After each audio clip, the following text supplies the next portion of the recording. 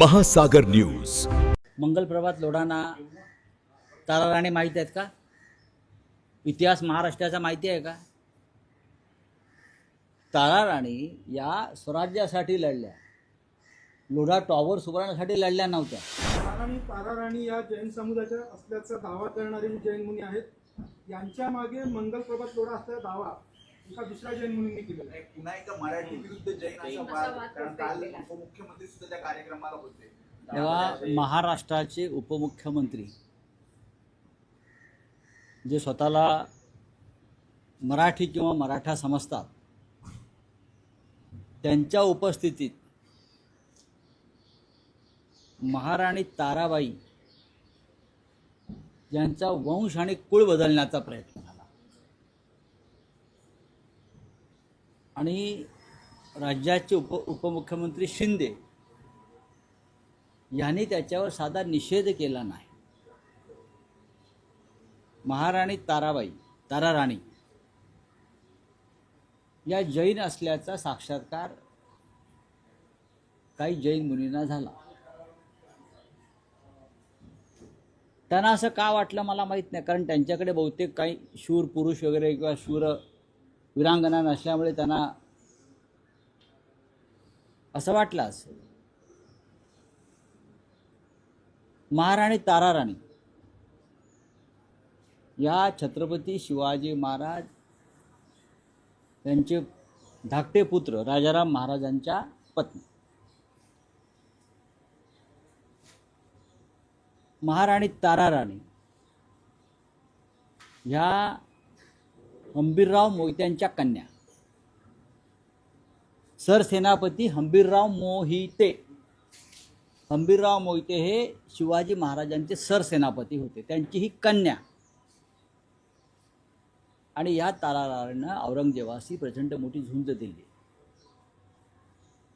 म्हणजे हंबीरराव मोहिते जैन होते का काय?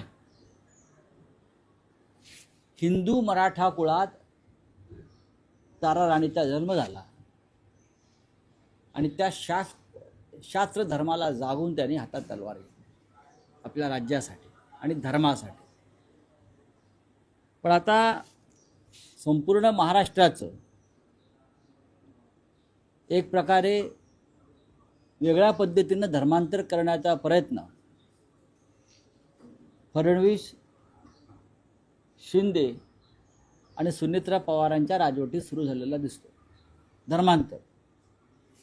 धर्मांतर विरोधी कायदा आणलेला ना आपण महाराष्ट्रात. म्हणजे ते मुलाम आहे. तुम्हाला धर्मांतर करता येणार नाही. तुम्ही आमच्या तारा राणीचं जबरदस्तीने धर्मांतर करताय. याच्यावर ॲक्शन व्हायला पाहिजे मुख्यमंत्र्याकडून, डेप्युटी CM कडून.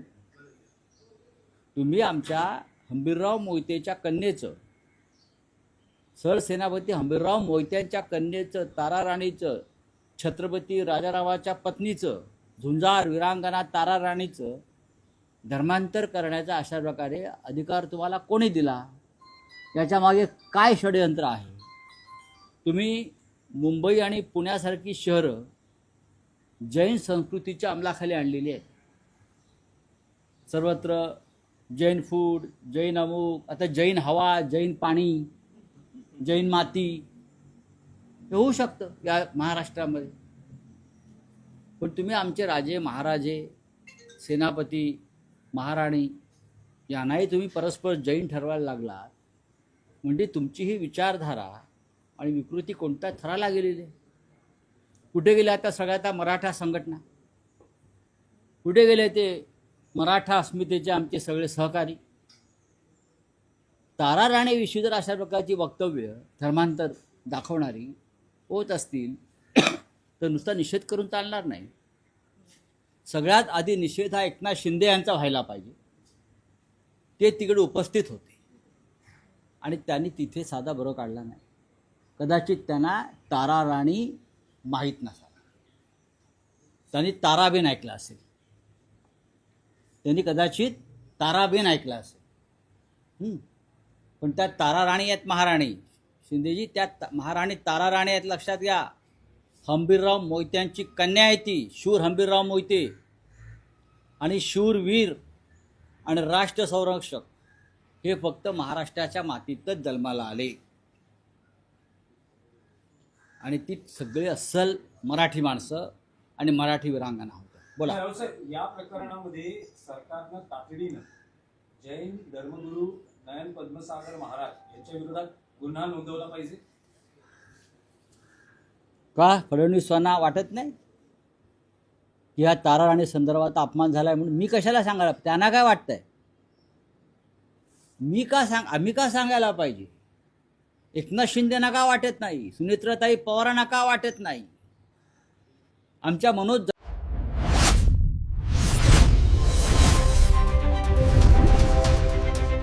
महासागर न्यूज.